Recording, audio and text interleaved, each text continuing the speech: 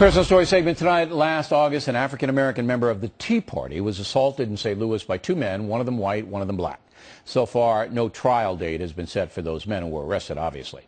Incredibly, the leaders of the St. Louis chapter of the NAACP, which is supporting the assailants, stood by while a black activist used racial invective to attack the Tea Party victim at a press conference.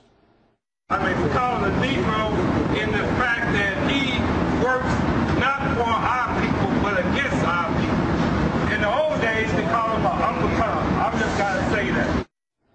Obviously, that's an awful statement from a man named Zaki Barbuti, the head of something called the Universal African Peoples Organization. And we called Mr. Barbuti. He says he'll appear on The Factor tomorrow. The NAACP leadership in Washington, however, would not comment at all on the situation.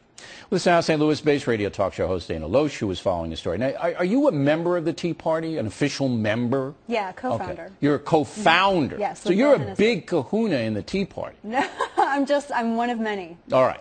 Do you know this guy, Kenneth Gladney, who was hurt, assaulted? Do you know him? Yeah, I met him several times. Nice guy. He's a capitalist. He just sells merchandise. The very first time that I met him was when President Obama came to Arnold, Missouri, and I was across the street from where Gladney was. He was selling pro-Obama merchandise. That was pro-Obama. Yeah, that was the very first time that I saw him. So you know him. Is he okay after this beating?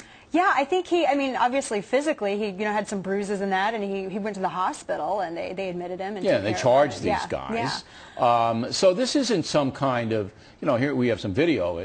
This isn't some kind of little trivial thing. No. This is an attack on an American citizen by two men who were charged and four others who were around. I don't know what's going to happen to that. So then we flash forward to the NAACP in St. Louis, who holds an event, and this activist gets a Barbuti and says this terrible thing.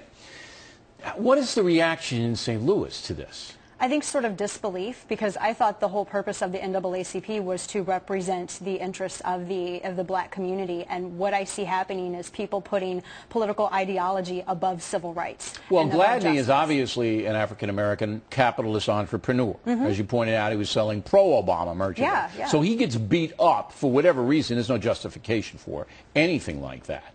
All right. And then the NAACP in St. Louis allows this guy to say it with no condemnation. Have you heard any condemnation? No, there hasn't been Nothing, any. right? So and then we go to Washington, to the NAACP, the national organization. They won't even deal with it at all. Okay, my question now is, the NAACP, what kind of an organization is this now?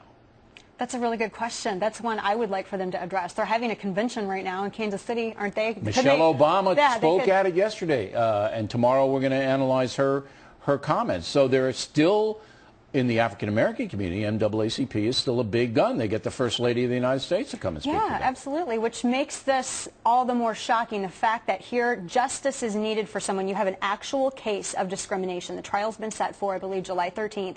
It took forever for charges to even be filed in this case. It was, the media in St. Louis didn't report on it. It was conservative bloggers. Yeah, I know, right? The St. Louis Post-Dispatch didn't report on it? It's almost like the Black Panther here. Okay, so the media in St. Louis blacked it out. You didn't see much on the local news. You didn't see anything in the newspaper.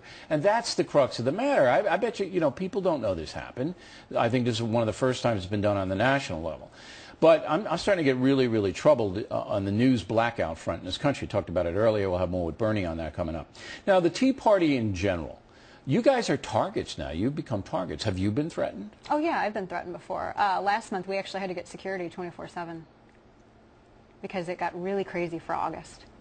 What do you mean? What happened to you? We had union people that were calling the station, and it was crazy. So you were doing your radio program, and you had union people calling, threatening you? We had people who were sending emails, and we had people saying, you need to watch your kids and all of this other stuff. And then just recently, we had a guy who just lives right across the river who was saying, you need to, I don't even know what this means, you need to have your head sewn off and all of this other stuff. And it's not just me, it's other people that are even involved with the St. Louis Tea Party. There's also a group of black conservative activists, MoveOnUp.org, and I know that they have been called all kinds of racial slurs simply because they're speaking out for their political beliefs. Sure. I mean, the Tea Party is generally a protest movement about what's going on in America. And now, do you see the Tea Party people being targeted? I do. By? I see them being targeted by the left. I see them being targeted. But the left is a monolithic thing. I mean, I don't think Susan Sarandon is targeting the Tea Party. Honestly, I think that there are, I think because I'm not going to say, oh, there's a vast left-wing conspiracy. I don't want to go down that road. But I do believe that there are certain groups that are affiliated with liberal ideology that are, I think SEIU, number one. Okay, SEIU, the union, the I think, SEIU, is being used okay, that's as a targeting, tool. right? I think they're being used as a tool. Move on, MoveOn.org. Daily Kos? Oh, of course, Daily Kos. Okay. I think Daily Kos really is irrelevant. I don't even. No, but they inflame. They do. They're troll under the bridge. There's no doubt about it. Yeah. So you believe that the fringe far left is targeting you guys? Yes, I absolutely do. I absolutely do. All right. Okay, well, Mr. Barbuti is going to come on tomorrow and give us his side of the story, I guess. And Dana, we appreciate you coming on in. Thanks so much, Bill.